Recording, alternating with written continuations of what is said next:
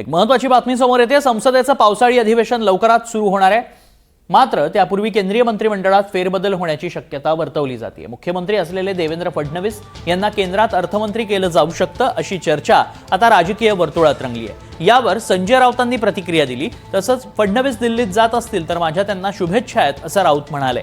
राज्यातील सूत्र एकनाथ शिंदेंकडे देऊन फडणवीसांनी देशाची सूत्र हाती घ्यावीत असं बच्चू कडू म्हणाले। यालाच मुख्यमंत्री फडणवीसांनी एका वाक्यात उत्तर देऊन विषयात संपवून टाकलाय। मी परवाच दिल्लीला गेलो होतो अशी मिश्किल प्रतिक्रिया देत फडणवीसांनी प्रत्युत्तर दिलंय। आणि मग महाराष्ट्रातून देवेंद्र फडणवीस हे सातत्याने केंद्रात जातील असं म्हटलं जातं। आता केंद्रात जातील म्हणजे काय करणार? आमच्या त्यांना शुभेच्छा आहेत की 2029 पूर्वी जर तुम्हाला पंतप्रधान पदाची संधी मिळाली तर महाराष्ट्राला आनंद होईल मराठी माणूस झाला म्हणून। माननीय उद्धव ठाकरे साहेबांनी पण त्यांना त्या प्रकारच्या शुभेच्छा दिल्या, कारण 2029 नंतर भाजपचं राज्य इथे येणार नाही आहे। त्याच्यामुळे जे काय करायचं आहे ते 2029च्या आधीच तुम्ही करा। मला वाटते देवाभाऊनं निश्चितच दिल्लीची वारी करावी, देश हातात घ्यावा, देशाचे सूत्र हातात घ्यावे, कारण आता दिल्लीला त्यांचं अधिक महत्त्व जास्त आहे।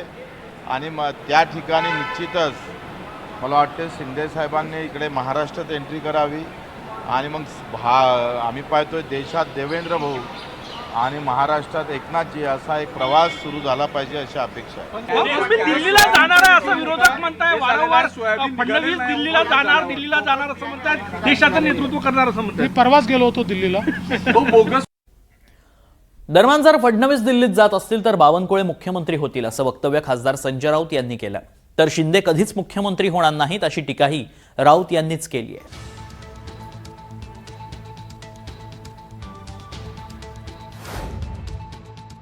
एकनाथ शिंदे परत मुख्यमंत्री होणार नाहीत, अजिबात होणार नाही। बरोबर आहे।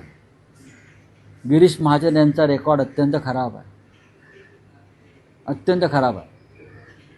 त्याच्यामुळे या क्षणी ज्येष्ठ मंत्री म्हणून जर ते केंद्रात गेले, आम्ही तर म्हणू मुख्यमंत्री व्हा, प्रधानमंत्री व्हा 2029च्या आधी, तर 100% मला असं वाटतं की चंद्रशेखर बावनकुळे यांचा विचार आणि शिफारस हे स्वतः देवेंद्र फडणवीसच करते। तुम्हाला काय वाटतं की राज्याची सूत्र कोणाकडे येऊ चंद्रशेखर बावनकुळेंकडे येतील।